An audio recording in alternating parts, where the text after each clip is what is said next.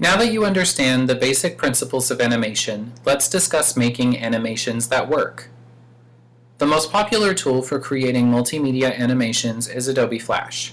On its own, Flash supports several important animation functions, but to expand Flash's capabilities, use an external library like PaperVision 3D or TweenMax.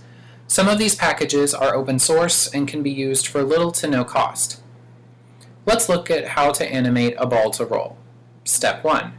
Create a new blank image file in Photoshop that is 100 by 100 pixels and fill it with a sphere. Step 2. Create a new layer and place some white text on this layer at the center of the image. Step 3. Make the text spherical by using Photoshop's Spherized Distortion filter and save the result. Step 4. Make a series of rotated images of the sphere. Rotate the image in 45-degree increments to create a total of 8 images, rotating a full circle of 360 degrees.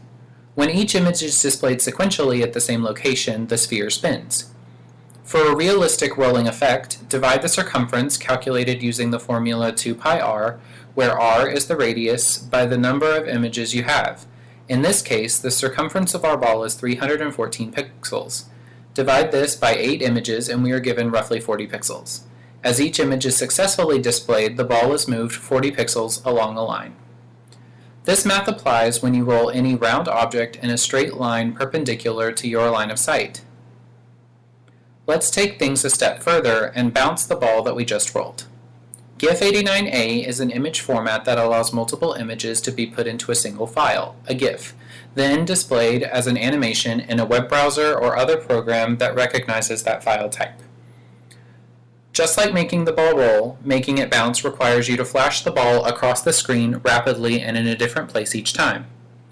If your animation requires precision, you'll need to calculate the distance the ball falls and rises by using the following formula: S equals 1/2 AT squared, where S is distance, A is acceleration due to gravity, and T is time. For the purposes of this lesson, we'll assume the ball will accelerate and decelerate uniformly up and down the screen by the squares of 1 through 10. In the case of a perpetual motion bouncing ball, where the ball bounces into infinity, your job is made easy because the up and down movements are symmetrical.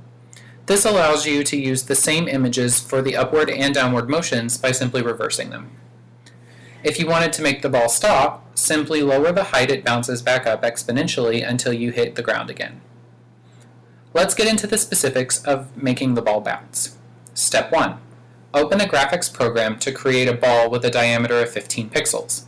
Pro tip: an odd number diameter will give you a middle pixel point to use as an alignment.